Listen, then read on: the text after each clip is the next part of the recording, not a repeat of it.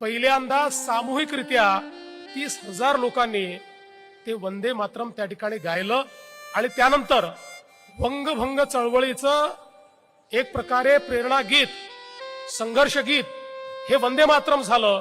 त्या दिवसापासनं सगळीकडे इंग्रजांच्या विरुद्ध वंदे मातरम म्हणत लढा सुरू झाला.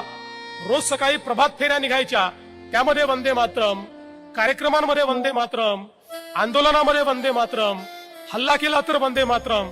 अशा प्रकारे या वंगभंग चळवळीला त्या ठिकाणी खंडित करताना वंदे मातरमने संपूर्ण त्यावेळेचा जो समाज होता त्या समाजाला एकत्रित करून एका घोषवाक्याच्या खाली आणलं आणि जात धर्म पंथ सगळं विभाजन विसरून संपूर्ण भारतीय हे एकत्रित आले आणि त्यांनी वंदे मातरमच्या अधिपत्याखाली या वंगभंग चळवळीचा मुकाबला केला.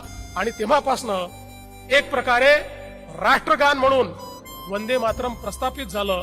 त्यानंतर आपल्याला माहितीये स्वातंत्र्य संग्राम सेनानी ज्यांना त्या ठिकाणी फाशी झाली ते फाशीवर जातानाही वंदे मातरम म्हणायचे.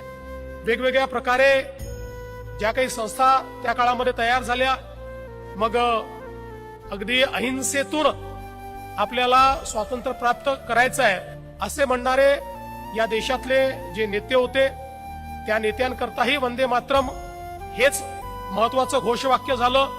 तर क्रांतिकारकांना दिशा देणाऱ्या लोकमान्य टिळकांपासनं तर पलीकडे क्रांतिकारकांची एक संपूर्ण जी मांदियाळी तयार झाली, या संपूर्ण मांदियाळीने वंदे मातरमलाच आपलं घोषवाक्य केलं. आणि वंदे मातरम हा एक प्रकारे स्वातंत्र्याच्या परवलीचा शब्द तयार झाला.